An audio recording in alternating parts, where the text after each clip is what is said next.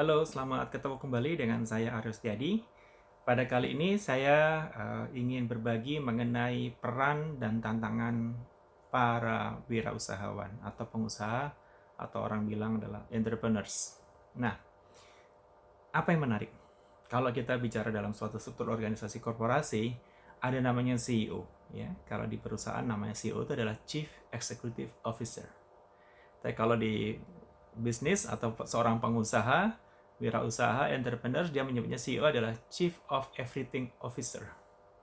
Kenapa disebut Chief of Everything? Karena dia melakukan semua tindakan yang berfungsi ada dalam fungsi manajemen. Contohnya, kadang-kadang mereka juga sangat terlibat dengan proses rekrutmen atau terkait juga dengan proses personalia. Karena mereka ingin memastikan bahwa karyawan atau staf yang mereka punya adalah orang yang benar-benar sesuai dengan keinginan dan harapan mereka.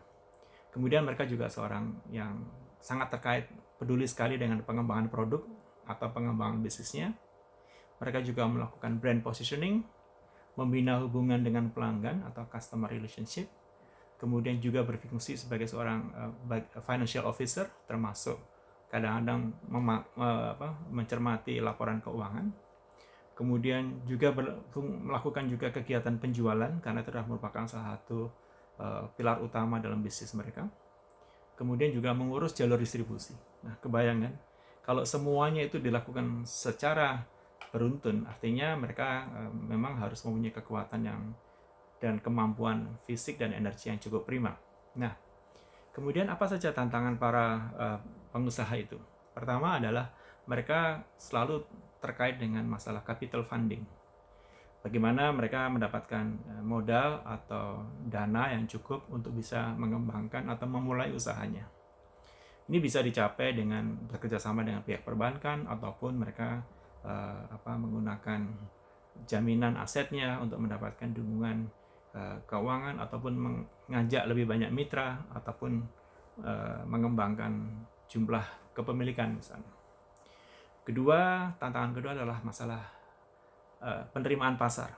Pada awal biasanya yang terjadi adalah produk mereka seringkali belum bisa langsung diterima oleh pasar dengan baik. Ini terjadi return. Nah, itu bukan hal